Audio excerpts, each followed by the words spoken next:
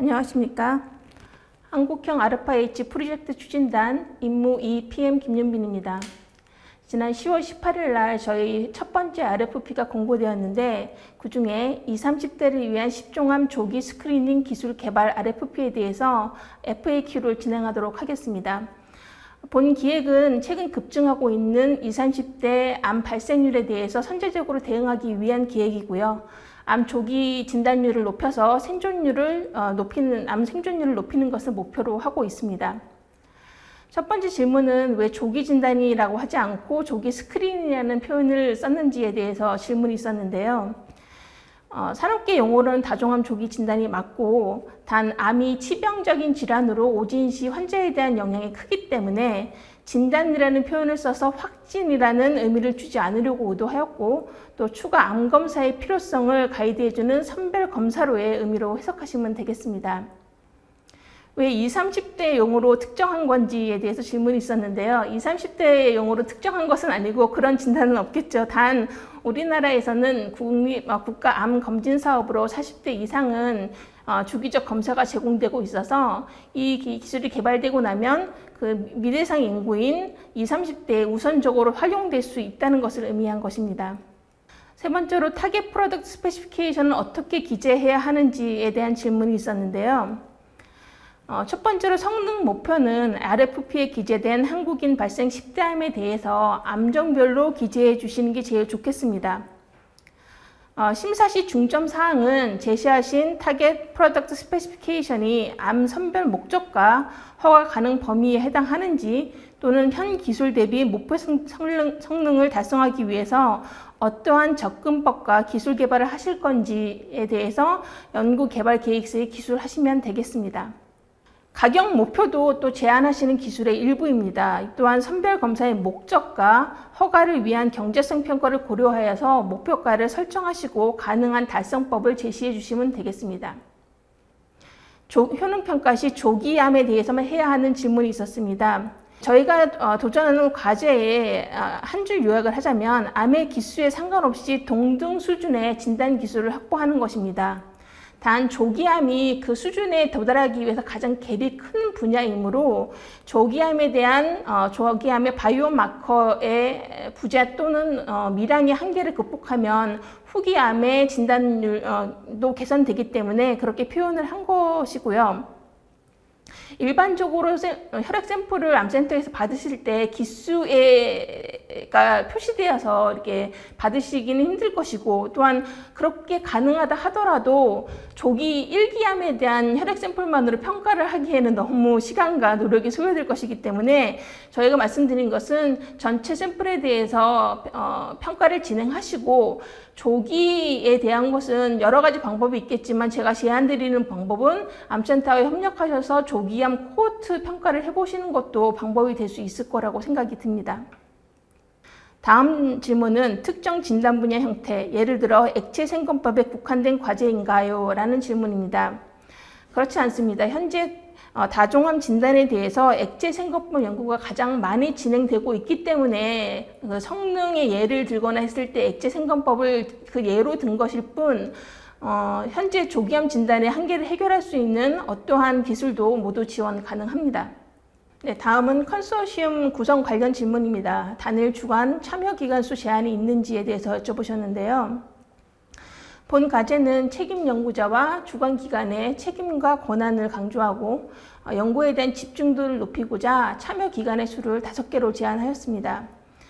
기업이 단일 주관이고 RFP에 명시된 필수 전문 인력이 모두 포함된 경우에는 기업이 단독 지원도 가능합니다. 그러면 RFP에 요구된 필수 전문 인력에 대한 증빙은 어떻게 하냐라는 질문에 대해서는 해당 구성 인원의 상세 이력을 구체 시험 제품명이나 허가 제품명을 포함해서 제출해 주시면 되겠습니다. 기업의 경우에는 해당 부서의 성과 이력으로도 가능합니다. 다음 질문은 디시전 플로우 차트는 왜 필요하고 어떻게 작성하나요? 라는 질문인데, 도전적 과제를 진행함에 있어서 빠른 고노고 결정에 대한 기준과 설정 및 이에 대한 참여자 간 그리고 연구 지원 기관과의 컨센서스는 매우 중요합니다. 고노고 결정 기준 수정에 대한 상황은 예를 들어서 어떤 추가 평가가 필요하든지 하는 데 대한 상황은 미션 PM인 저와 연구 과정 중에 상의하셔서 조정이 가능합니다. 마지막으로 해외 기관과의 협력이 가능한가요? 라는 대한 질문입니다. 이 부분에 대해서는 저희도 개선하려고 많이 노력 중인데 아직까지는 주관이나 공동, 위탁과 같이 IRIS에 등록해야 하는 연구기관으로서는 현재 불가능합니다. 단 주관기관이 연구의 필요에 따라서 기관의 규정과 절차에 근거하여서 용역 형태의 협력은 가능한 상황입니다. 앞서 말씀드렸듯이 이 부분은 저희가 연구에 대한 국제 협력을 강화하기 위해서 향후에 개선하고자 계속적으로 노력하고 있습니다. 마지막으로 연구개발 계획서 작성 관련 당부의 말씀은 본과제의 목적과 기술의 필요성은 이미 추진단에서 검증하여서 RFP로 제안드린 것입니다. 과제 추진 배경 등의 항목은 되도록 간략하게 기재해 주시고 기술적 접근법에 대해서만 집중해 주시기 바랍니다. 오늘 말씀드린 내용 이외에 다른 질문이 있으시면 화면에 보이시는 이메일 주소로 서면으로 질문 주시면 답변 드리도록 하겠습니다. 감사합니다.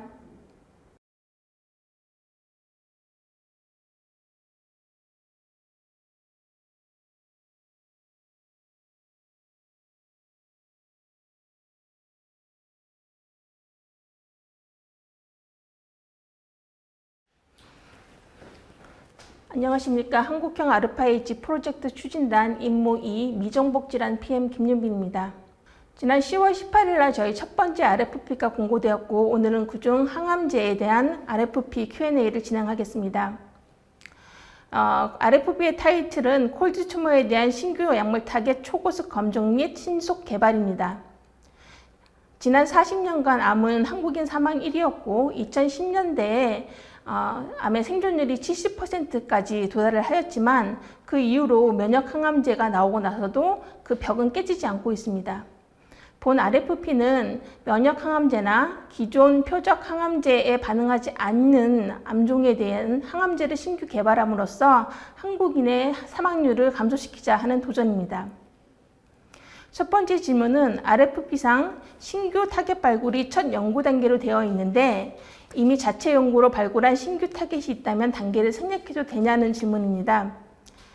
저희의 목적은 건강 난제를 빨리 해결하는 것입니다. 그렇기 때문에 이미 자체 연구로 개발한 신규 타겟이 있으시다면 그 단계에 맞춰서 개발 계획을 제안해 주시면 됩니다. 단 그 신규 타겟이 현재 다른 암종을 대상으로 개발되고 있는데 본 연구를 위해서 적응증 확장을 목적으로 하신다면 그 근거에 대해서 구체적으로 제시해 주시기 바랍니다. 두 번째로는 개발하고자 하는 타겟이 암종 특이 약물을 의미하는지 아니면 해당 암종에 대한 공통 타겟을 의미하는지에 대한 질문입니다. 간단한 답변은 모두 포함합니다. 다종 타겟을 발굴하실 수 있으신데 한 암종에 대한 특이 타겟만을 발굴하시진 않으시겠죠. 다종 타겟을 개발하실 수 있다면 아이디어한 상황인 거고 하지만 한 종의 암종에 대한 신규 타겟을 발굴하시는 것도 매우 도전적인 과제라는 것을 인지를 하고 있습니다. 타겟 발굴과 관련해서 추가 설명을 드리자면 타겟 발굴 계획을 빅데이터 분석 같이 이렇게 간단하게 변별력 없이 기재하지 마시고 암종에 대한 이해에서부터 시작해서 어떻게 분석해서 결과가 나올 건지에 대한 전체 전략을 기재해 주시기 바랍니다. 그리고 본 과제는 연구기간 전반에 걸쳐서 기존 정부 지원 연구 과제보다도 지원 규모가 큽니다. 그 이유는 난제 해결을 위한 도전인 만큼 다양한 시도를 병렬로 진행하여서 해법을 찾으시길 바라는 의도가 있음을 인지해 주시기 바랍니다. 다음 질문은 RFP에 기재된 AI 신약 기술 오가노이드 기술은 반드시 활용해야 되는지에 대한 질문입니다. 그렇지는 않습니다. 단 저희가 제안드린 신약 개발 기간이 굉장히 도전적이고 그 기간 단축을 위해서 여러 가지 툴 중에 하나로 AI 신약 기술이나 오가노이드 기술을 활용하시기를 추천드린 겁니다. 만약에 이거보다 더 생산적이고 효율적인 방식이 있으시다면 제안해 주십시오. 타겟 프로덕트 프로파일은 어떻게 기재돼야 하는가? 타겟 프로덕트 프로파일은 최종 제품이 지향하는 목표 기준을 연구 초기부터 미리 설정해 놓아서 연구를 진행함에 있어서 그 목표점으로 가이드를 잡는 그런 요약표입니다. 그래서 TPP 같은 경우에는 절대적 수치와 그리고 사업성과 관련된 상대적 수치를 모두 포함하게 되는데, 이상적인 목표와 함께 최소 목표도 기준으로 설정하여서 연구 진행 계속 여부의 결정 지표로 사용되기도 합니다. 정해진 양식은 없지만 해당 환자군 작용 기전, 효능, 안정성, 제형, 생산 스케일러비리티는 꼭 포함하셔서 미니멈 거기드 아이디얼 목표를 기재해 주시면 되겠습니다. 현 표적 항암제나 면역 항암제의 병역 여부는 아직 알 수 없는 단계가 아닌데 어떡하냐라는 질문에 대해서는 중개 연구의 결과에 따라서 향후 수정될 수는 있지만 본 과제의 효능 및 안정성 평가는 단독 요법이 우선이고, 만약에 연구상 비교를 위해서 병용을 하더라도 현재 허가기관이 표준 치료제로 인식하고 있는 약물과 병용하는 것이 우선되어야 합니다. 중개 연구의 결과에 따라서 후에 조정될 수는 있겠지만 본 과제의 효능 및 안정성 평가는 일단 단독요법이 우선이고, 연구 계획상 병용을 시험하더라도 현재 허가기관이 해당 암종에 대해서 표준 치료제로 1차 치료제로 인식하고 있는 약물을 사용하는 것을 권고합니다. 연구 계획과 TPP 작성 시에도 반영해서 작성해 주십시오. 효능평가 시 고용한 모델이란 무엇을 의미하냐라고는 질문이 있는데, 콜드 튜머의 특성을 감안하셔서 목표 암종의 기질 비율 및 종양 미세 환경 등이 최대한 구현된 모델을 의미하는 것이고, 해당 암종의 특성상 약물을 직접 암세포에 실험하는 것은 그렇게 큰 의미가 없을 수 있기 때문에 이 모델을 강조드립니다. 연구기간 30%를 입증해야 하는지에 대한 부분은 이미 저희가 제안드린 RFP의 연구기간이 평균보다 30% 단축된 기간입니다. 저희가 제안드린 연구기간 내에서 저희가 목표로 하는 지점까지 어떻게 달성할 수 있는지 그 전략과 구체 내용에 대해서 기재해 주시면 되겠습니다. 컨소시엄 구성 관련 질문에 있어서는 본 과제는 전체 개발 계획 및 과정에 있어서 책임 연구자와 주관 기관의 권한 및 책임을 강조하여서 연구에 대한 집중도를 높이고자 참여 기관의 수를 5개 이하로 지정하였습니다. 기업이 단일 주관이고 RFP에 명시된 필수 전문 인력이 모두 참여한 경우에는 단독 지원도 가능합니다. RFP에 요구된 책임 연구자 및 참여 기업 역량에 대한 증빙은 어떻게 하냐라는 질문에 대해서는 책임 연구자의 상세 연구 및 성과 이력을 제출해 주시고, 기업의 역량은 구체 제품명을 포함한 개발 및 허가 승인 이력을 제출해 주시면 되겠습니다. 해외 기관과의 협력도 가능한가라는 질문에 대해서는 현재까지는 주관이나 공동 위탁과 같이 아이리스에 등록되어야 하는 연구기관으로서는 현재는 불가능합니다. 단 주관기관이 연구의 필요에 따라 기관의 규정과 절차에 근거해서 용역 연구의 형태로는 협력이 가능합니다. 이 부분에 대해서는 추진단에서도 국제 협력을 강화하기 위해서 향후 개선하고자 노력 중에 있는 부분입니다. 마지막으로 연구개발 계획서 작성 관련해서 드리는 추가의 말씀은, 본 과제의 목적과 기술은 이미 추진단에서 검증하여서 사업 공고가 나온 것으로 과제 추진 배경 등의 항목은 되도록 간단히 기재해 주시고 기술적 접근법에 집중해 주시기 바랍니다. 또한 본 과제의 주요 평가 항목인 컨소시엄 운영과 관리에 대해서도 구체적인 기재를 부탁드리겠습니다.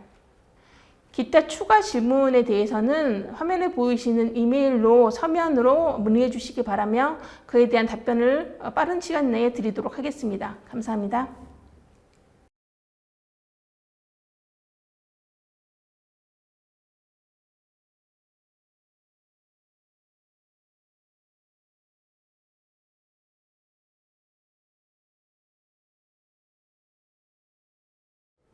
한국형 알파-H 프로젝트 추진단 임무 3 바이오 헬스 혁신 분야의 RFP 설명을 맡은 저는 조영재라고 합니다. 첫 번째 RFP 주제는 보건의료 난제 극복을 위한 우주의학 혁신 기술 개발입니다. 우주 환경을 활용한 기술은 기존의 질환 치료법의 한계를 극복할 수 있는 차세대 핵심 바이오 헬스 분야로 주목받고 있습니다. 선진국에서는 이미 이 분야에 대해서 선제적인 투자를 하고 있고, 선진국 중심으로 우주의학이 선도되고 있는 상황이고요. 우주정거장에서의 연구까지도 활발히 되고 있고 최근에 민간 기업으로의 참여까지 확대되고 있습니다.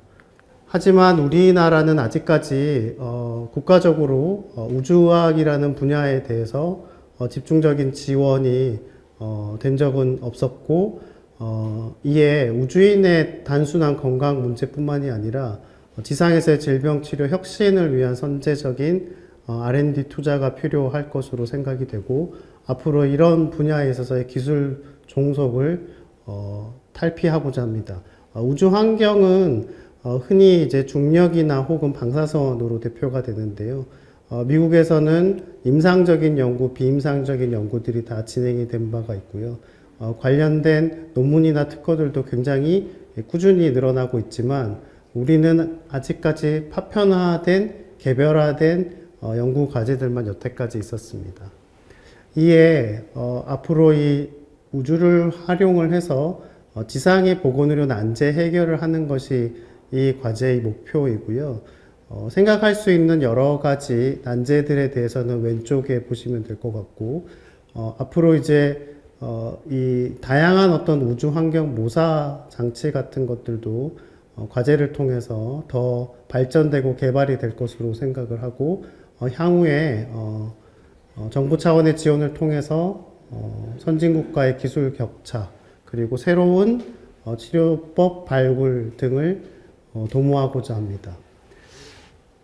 이 과제를 통해서 해결하고자 하는 문제를 다시 한번 정리해서 말씀드리면 우주 환경을 활용을 한 연구를 통해서 좀 더 신속하고 정확한 이런 기술의 향상을 기대될 수 있는 보건의료 난제를 설정을 해서 그 질환의 발생의 원인을 규명하고 치료법 해결을 찾고자 합니다.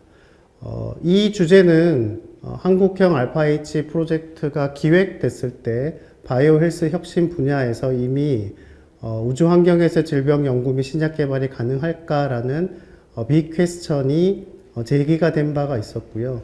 거기에 맞춰서 기술적인 난제들을 이번 기획을 통해서 설정하였습니다.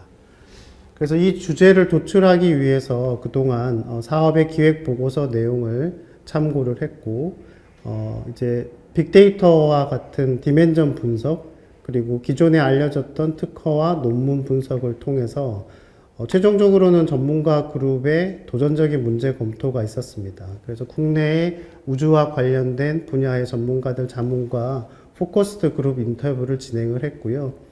PM 역시 이 문제를 도출하기 위해서 네 가지 기준에 따른 도전적 문제 설정 기준에 맞춰서 주제를 도출하였습니다. 도전 혁신적인 측면에서는 방금 배경에서 설명을 다 드렸고, 난제의 시급성의 차원에서는 지구 환경을 바꿀 수 없는 이런 것들을 고려했을 때 우주로 갔을 때 이 한계를 극복할 수 있는 문제를 찾고자 하고요. 이 파급 효과는 단순히 일반적인 어떤 질병의 해결뿐만이 아니라 전 인류적으로 영향을 미칠 수 있을 것으로 생각을 했고, 특히 향후에 국내에서도 우주청이 신설이 됐고 발사체가 이미 성공한 사례가 있기 때문에 국내의 거대 과학 진흥의 시발점, 마중물이 될 수 있을 것으로 생각을 하였습니다. 과제의 비전은 우주 환경을 활용한 바이오 헬스 첨단 의료 기술의 고도화이고요. 이 전략 목표로는 우주 의생명 과학의 R&D를 통해서 국내 우주의학의 저변을 확대하고 수준을 향상시켜서 의료의 난제를 극복하는 혁신 기술을 찾고자 합니다. 다양한 주제들이 많지만 본 과제에서는 현재까지 알려진 다양한 우주 환경과 관련된 내용을 검토를 해서 생체 신호 부적응, 방사선 노출, 면역 노화, 혁신적 치료 공정 개발이라는 4개의 주제를 우선적으로 먼저 설정을 하였습니다. 이 사업은 앞으로 5년간 약 220억 규모로 추진될 예정이고요. 병원과 기업이 필수로 참여를 하는 연구단 구성을 하고, 특히 이제 관련된 선행 기술이 확보된 연구기관들끼리 유기적으로 연계해서 시너지를 창출을 도모했으면 하는 제안을 드렸습니다. 그래서 향후 5년 중에서 첫 2년 동안의 마일스톤 점검 기간이 있고요. 다시 과제가 줄어들게 되는 경쟁형 구조로 가게 되고, 다시 2년 뒤에 한 번 더 마일스톤 점검을 통해서 최종적으로는 마지막 한 팀을 선정을 해서 우주 실증을 하고자 합니다. 주간 공동은 다음과 같이 구성을 해주시면 될 것 같고, 본 과제에서는 주간 기간 이외에 공동 기관은 5개까지를 최대로 하는 것으로 정했습니다. 단계별로 구체적인 목표를 살펴보시면 1단계에서는 대상 기술을 발굴을 하고 2단계에서는 대상 기술을 실제 국내 내카에서 정의해 놓은 혁신 의료 기술화를 시키고, 마지막으로 3단계에서는 해당 기술을 실제 우주 환경에서 실증을 하고자 합니다. 구체적인 성과 목표와 지표는 RFP 내용을 참고해 주시면 감사하겠고, 말씀드렸듯이 지원 분야는 선제적으로 4개의 분야를 미리 설정을 하였습니다. 최근에 미국에서 실제로 발사체가 귀환되는 진귀한 동영상을 보셨을 텐데, 본 과제에서도 최종적인 한 팀이 우주 실증을 할 수 있기를 바라고 있습니다. 이 연구 과제를 통해서 기대할 수 있는 효과는 여태까지 국내에서는 없었던 우주의학이라는 새로운 주제를 제시를 함으로써 지금까지 해결할 수 없었던 보건의료 난제에 대한 혁신적인 치료 기술을 개발을 하는 것을 목표로 하고 있고, 특히 다른 분야에 비해서 선도국가의 격차가 큰 분야인 만큼 향후 우주의학의 산업연구 생태계가 구축이 되어서 앞으로 우주의학도 시장이 열릴 것으로 생각을 하고 있고, 국가 경쟁력을 확보함과 동시에 막대한 경제적인 효과도 창출될 것으로 생각을 하고 있습니다. 이상입니다.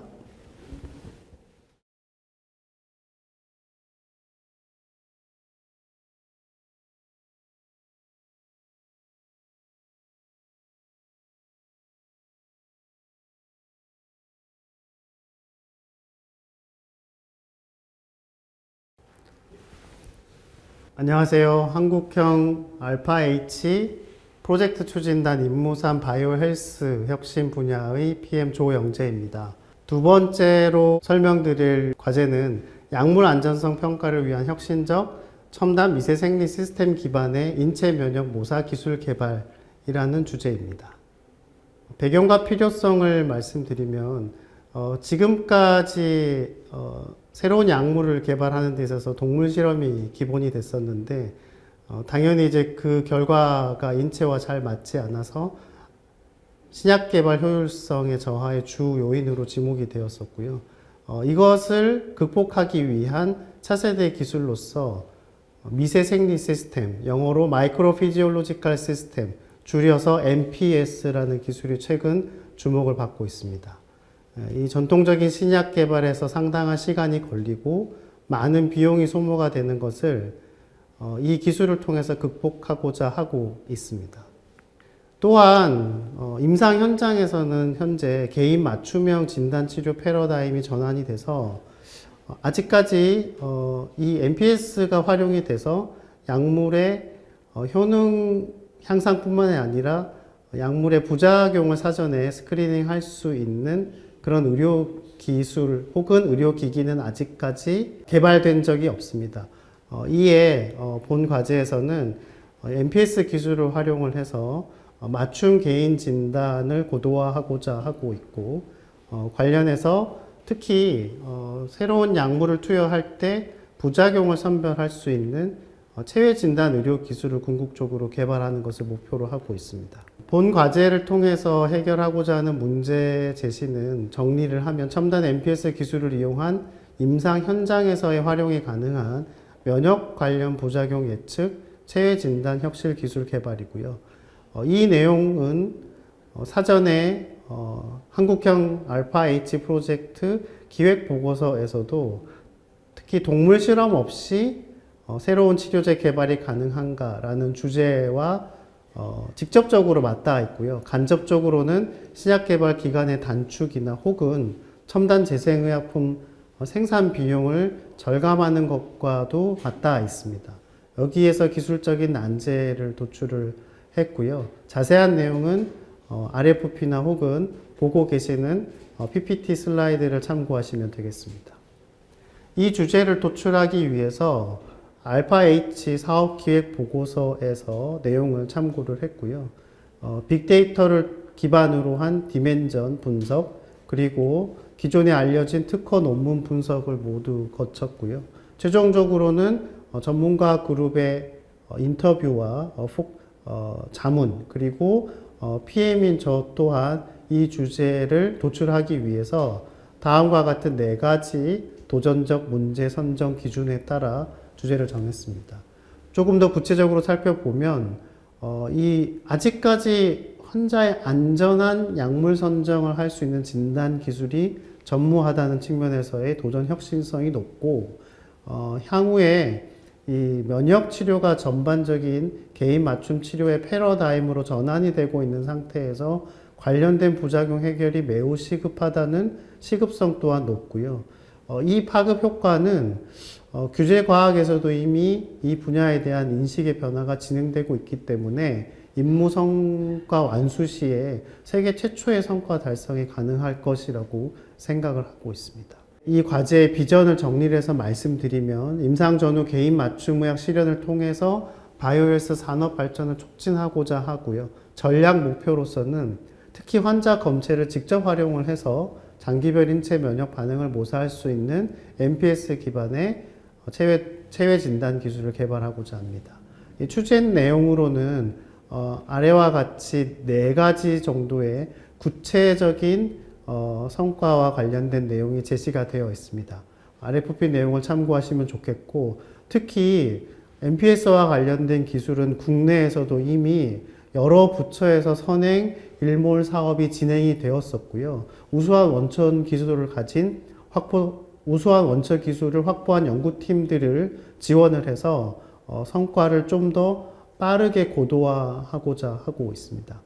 그리고 궁극적으로는 임상에 적용을 해서 이 바이오 의료의 산업적인 퀀텀 점프가 가능한 내용이기 때문에 대규모 지원이 필수적이고, 따라서 과제당 연 20억 규모로 총 5년간 140억을 지원을 할 예정이고요. 병원과 기업이 필수로 참여를 하고, 특히 기술력이 확보된 연구기관 간의 유기적 연계를 통해서 시너지 창출을 도모하고자 합니다. 연구 단계의 총 5년차 중에서 중간 3년차 때 마일스톤 점검이 있고요. 그 마일스톤 점검 이후에 다시 마지막으로 한 팀이 선정이 돼서 최종 평가를 받게 됩니다. 연구는 총 주관기관 한 기관 외에 최대 5개의 공동기관이 들어올 수 있는 것으로 조건이 잡혀 있습니다. 구체적으로 목표를 살펴보시면 특히 이제 혈액 조직 검체를 직접 이용을 하는, 혹은 생체 적합도가 향상된 소재를 이용을 하는 것이 있고, 세포를 포함한 이 소재 부품이 바로 사용될 수 있게 ready to use가 가능한 동결 보존 기술이 필요할 것으로 생각을 하고요. 개인 장기별 면역 반응을 평가할 수 있는 바이오 센서 혹은 실시간 이미징이 탑재된 자동화 시스템이 구현이 되고, 최종적으로는 체외 진단 의료기기 임상 시험이 될 수 있었으면 하는 과제를 제안을 드리게 됐습니다. 세부적인 성과 지표는 RFP 내용을 참고하시면 될 것 같고, 궁극적으로 이 과제를 통해서 비용을 절감을 하고 큰 공공의 R&D 투입을 통해서 신약 개발, 특히 의료기기 개발에 있어서의 효율을 강화하고요. 환자들에게는 치료를 하는 데 있어서 질적인 수준 향상, 안전을 높인다는 그런 효과를 기대를 해서 앞으로 글로벌 기술 경쟁력을 확보를 하고요. 특히 첨단 재생 치료제를 개발하는 과정에서 비용도 줄일 수 있는 파급 효과가 있기를 기대하고 있습니다. 이상 제 2과제 발표드렸던 과제의 요약된 그림입니다. 네. RFP 외에 추가로 공고된 설명 자료에 나와 있고, 관련된 레퍼런스들이 있으니까 반드시 참고를 해서 과제에 지원을 하실 때 도움이 되었으면 좋겠습니다. 경청해 주셔서 감사합니다.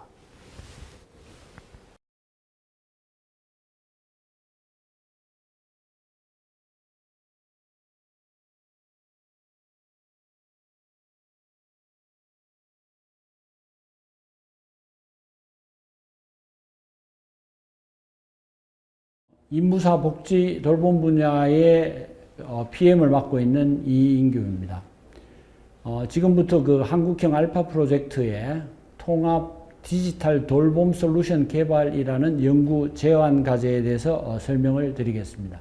저희 알파 H 프로젝트는 5개 임무가 있고 그 중에 4번째 임무는 초고령 사회 대응, 지속 가능한 복지 돌봄 서비스의 개선이라는 큰 과제의 명제가 있고 5년 이후에는 Aging in Place, 10년 이후에는 건강수명 75세를 달성하겠다는 미션이 있습니다. 현재 그 돌봄 환경은 굉장히 그 돌봄의 수요가 증가하고 있습니다. 하지만 돌봄을 제공하는 인력의 수는 굉장히 감소하고 또 인력들이 고령화되고 질 저하가 지금 우려되고 있는 상황입니다. 그래서 이런 간병 서비스의 비용을 줄이고 가족 간병에 대한 여러 가지 문제점을 해결하고 또 이 가계 단위의 경제적 손실을 감소시키기 위해서 이를 해결할 수 있는 통합적 첨단 기술을 개발하고자 합니다. 현재 프레일리티 스케일, 노쇠의 단계는 1단계부터 흔히 9개의 단계로 나누어져 있고 이 과제의 제안은 4번째 단계에서 9번째 단계의 환자를 대상으로 하고 있습니다. 그래서 간단하게 설명을 드리면 노쇠 장애가 아주 심각한 사람을 될 수 있으면 혼자 혹은 약간의 그 가족의 돌봄으로서 그 환자의 생활이 가능하게 만들기 위해서는 굉장히 혁신적인 기술과 이런 혁신적인 기술의 통합 기술이 필요하겠습니다. 그래서 저희들은 2달 전에 이 환자의 체력 향상에 중점을 둔 멀티모달 근감소증 치료 기술 개발이라는 연구과제를 시행하고 있습니다. 그리고 이번에 말씀드린 2번째 케어 온 솔루션 과제는 이 노쇠 고령 환자의 기본 생활을 보장하고 이 돌봄의 품질 향상을 위한 통합 디지털 돌봄 솔루션을 제안하고자 합니다. 현재 문제가 되는 그 노쇠 환자들의 큰 문제는 이 생체 징후 측정하는 데 시간이 많이 걸리고 또 배변, 습식, 영양 부분의 문제, 또 낙상, 욕창 반지의 문제 등을 해결해야 되고 또 환자들이 대부분 가지고 있는 만성 질환을 해결해야 된다는 문제가 있습니다. 그래서 저희들은 현재 개발되고 있는 스마트 기기, 로봇 개발 등의 그 플랫폼을 서로 연결시키는 그런 일을 먼저 수행을 하고 그 다음에 관계되는 기계로부터 데이터 수집 그리고 그를 분석할 수 있는 기술을 개발해야 되고 끝으로는 이 여러 가지 기술을 통합하는 XR 디지털 트윈 기반의 원격 모니터링 시스템을 구축하고자 합니다. 그래서 이를 통해서 필수 생체 정후, 그 다음에 욕창 치료, 배설 보조, 목욕, 제2형 당뇨병 혹은 정신질환 등의 문제를 통합적으로 24시간 실시간 환자 모니터링이 가능하게 하고 이를 통한 치료에 대한 시뮬레이션 그리고 돌봄 인력에 대한 충분한 훈련 그리고 이런 그 병원을 경영하는 요양원을 경영하는 인력들이 아주 효율적으로 관리가 가능하는 그런 시스템을 구축하고자 합니다. 그래서 RFP의 핵심 목표는 24시간 환자 맞춤형 돌봄 지원이 가능한 통합 디지털 돌봄 시스템 구축이 되겠고 이 시스템의 질적인 목표는 현재 노인 2.5명당 요양보호사 1명 필요한 것을 5명당 1명 그리고 환자는 50명당 간호사 1명이 관리가 가능하게 되는 그런 현재 기준 대비 약 200% 이상의 효율을 요구하고 있습니다. 그리고 대부분의 요양병원이 이런 시스템을 통해서 1등급 목표를 달성하게 하고 또 병원 간 연계가 가능한 그런 통합 디지털 돌봄 플랫폼을 상용화하고자 합니다. 이를 위해서 저희들은 이제 자세한 RFP를 제안하고 있습니다. 최소한 그 5개 이상의 기본 생활 돌봄 솔루션이 가능한 통합 시스템을 먼저 1단계에서 POC 검증이 필요하겠고 향후에는 이를 가능하게 하는 최종 돌봄 시스템을 구축해서 임상 시험으로 최종 증명을 하도록 그렇게 요구를 하고 있습니다. 예산은 첫 1단계 1.5년 동안에는 대개 2개의 팀이 선정이 되고 각각 20억, 10억 정도의 돈을 투여하게 됩니다. 그리고 1단계가 끝나면 정확한 평가를 통해서 한 팀으로 통합을 하거나 아니면 한 팀을 탈락시켜서 매년 40억 과제가 진행되도록 관리를 하고자 합니다. 그래서 4.5년이 끝나서 이 연구 과제가 아주 성공적으로 달성이 되면 굉장히 많은 돌봄 제공자의 부담을 경감시키는 첨단 기술, 그리고 이 첨단 기술을 서로 통합적으로 관리할 수 있는 디지털 트윈 환경이 구축될 거라고 생각합니다. 예, 경청해 주셔서 감사합니다.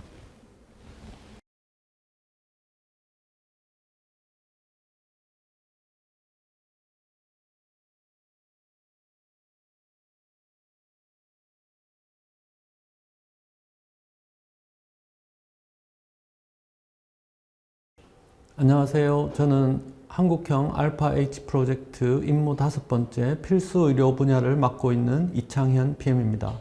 저의 임무는 필수 의료 지역 완결 체계 구축에 있습니다. 그 중에서 2가지, 첫 번째는 멀티모달 AI 기반 지역 완결형 스마트 응급 환자 분류 최적 이송 시스템 개발이 있고, 2번째는 AI 기반 다기관 중환자 실시간 원격 관리 플랫폼 및 이송 시스템 개발이 되겠습니다. 임무 5번째 미션은 필수 의료 지역 완결 체계 구축에 있습니다. 향후 5년 후에 저의 목표는 디지털 기반 필수 의료 인프라 고도화에 있고, 향후 10년 후 저의 목표는 지역 의료 이용 자체 충족률 95%를 달성하는 데 있습니다. 잘 아시겠지만 최근 국내에서 응급 중증 환자 수요가 매우 증가하고 있으나 인력 및 자원 부족 심화가 예상되고 있습니다. 특히 수도권 및 광역시와 비교하여서 세종의 경우 수도권은 80% 자체 충족률인데 비해서 세종은 29.7%로 가장 낮은 지역 자체 충족률을 기록하고 있습니다. 따라서 이런 지역 의료 접근성 저하로 인하여 환자들의 생존율이 급감하고 있습니다. 또한 응급 의료 자원 및 응급 의료진 공급 부족이 전망되고 있고, 전문의 부족 또는 배후 진료 부족으로 인하여 불충분한 환자 치료로 인하여 치료 서비스의 질적 저하를 초래하고 있습니다. 시민성 쇼크 환자 대상 병원별 에크모 치료 결과를 볼 때도 각 병원별 최저 25%에서 90.7%까지 굉장한 차이를 볼 수 있고, 또한 아시겠지만 코로나19 팬데믹 당시 중환자 관리 시스템의 취약성으로 인하여 코로나 환자의 중환자실 배정이 어려웠고, 또 이성 환자에 대한 병원 간 정보 공유 플랫폼 부재로 중증 환자 이송 관리가 어려웠습니다. 또한 감염병 관련 중환자 의료 자원과 인력의 효율적인 배분이 지역이나 병원 간에 잘 이루어지지 못한 측면이 있습니다. 이에 저희들은 도전적 문제를 발굴하고자 여러 문헌 조사를 비롯하여 현 상황을 파악하고 각 국립대 병원 협의체와 자문단을 운영해서 약 29건의 예비 제안서를 수렴하였습니다. 도전 혁신성, 난제의 시급성, 난제의 파급 효과, 그리고 과학기술 해결 가능성 등등을 검토하였고, 그 중에서 우선적으로 난제의 시급성과 난제의 파급 효과, 특히 고령화로 인한 만성 중증 질환자의 증가와 지역의료 자원 불균형으로 인한 의료 시스템 저하, 또한 응급 및 중증 환자의 신속하고 정확한 치료를 통해서 사망률을 감소시키거나 지역의료의 자체 충족률을 향상시키고자 합니다. 총 29건 수요 중 8개 후보군을 도출하여서 그중 2가지 멀티모달 AI 기반 지역 완결형 스마트 응급환자 분류 최적 이송 시스템 개발과 AI 기반 중환자 실시간 원격 관리 플랫폼 및 이송 시스템 구축 2가지 프로젝트를 선정하였습니다. 현재 지방 응급의료 인프라는 매우 부족한 상태이고 지역 응급센터 30분 이내 도달이 불가능한 인구 비율이 수도권 및 광역시에는 1% 미만인 데 반해서 지방도시는 30% 이상에 달하고 있습니다. 또한 전국 응급의료센터가 70% 이상 수도권에 집중되어 있고 소아 전문 응급의료센터는 전국 8곳 중에 수도권이 5곳이나 됩니다. 지방 중증 응급환자 2명 중 1명은 적정 시간 내에 현재 응급실 도착이 불가하고 지방 및 도서 상간 지역 인프라 부족으로 인하여 골든타임 확보가 불가능한 실정입니다. 이에 따라서 현실에 맞는 지방 응급의료 체계 구축 및 서포트가 굉장히 필요한 상황입니다. 또한 권역 내 중환자 이송 시스템이 부재하고 응급의료 시스템과 달리 중환자 정보 공유 플랫폼이 현재 전국적으로 구축되어 있지 못합니다. 중증 질환 치료 인프라도 각각 산재되어 있어서 중환자 치료의 지역 간 격차가 점점 심화되고 있습니다. 이러한 난제를 해결하기 위하여 중환자 현황 플랫폼 구축과 이송 시스템 해결이 시급한 상태입니다. 또 환자의 중증도 분류, 의료진의 업무 부담 경감, 응급조치 및 신속 진단 또는 의료 AI 기술력을 제고하여서 이런 난제들을 풀어가고자 합니다. 2가지 프로젝트의 최종 목적은 환자 이송 시간 20% 단축, 응급 중환자 진료 평균 대기 시간 10% 단축, 또 권역 외 환자 이송도 20% 이상 감축하는 것이 저희들의 목표입니다.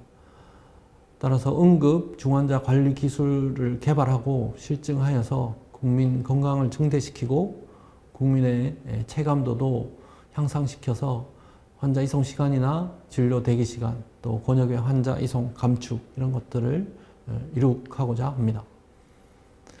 필수 의료 분야의 혁신 기술도 같이 확보할 생각입니다. 한국형 지역 완결 AI 기반의 응급의료 시스템을 확립하고 원격 또는 비대면 모니터링 시스템 또는 처치 이송 전 환자의 중증도 평가 시스템을 개발하여서 학회나 또는 논문을 통하여 인증을 받고자 하고 음성 인식형 응급 EMR 시스템 및 AI 기반 진료 기록 작성 및 요약을 통하여 의료진의 수고도 들어드리고자 합니다. 또한 중환자 관련해서는 AI 기반 중환자 실시간 원격 관리 플랫폼을 개발하여서 다규간 중환자 빅데이터를 서로 병원 간 공유하고 또 정보를 수집하여서 분석하고 환자의 사망률을 낮추고자 합니다. 또한 AI 기반 연합학습이나 디지털 트윈, SLLM 등 중환자의 급속 악화나 중증도 예측 모델을 개발하고자 합니다. 또한 각 권역별 또는 지역 거점 병원을 중심으로 하여서 중환자실 정보 공유 시스템을 구축하고자 합니다. 총 2개의 프로젝트에 각각 2팀을 선정하여서 연구비를 지원하게 되어 있습니다. 첫 번째, 멀티모달 AI 기반 지역 완결형 스마트 응급환자 분류 최적 이송 시스템 개발에서는 1차 년도에 20억, 2차 년도에 50억, 3차년도에 60억, 4차년도에 50억, 5차년도에 20억 이렇게 지원을 할 예정이고 단계마다 평가를 해서 두 팀 중 한 팀을 최종 선정하여서 2단계의 한 팀을 집중적으로 지원하고자 합니다.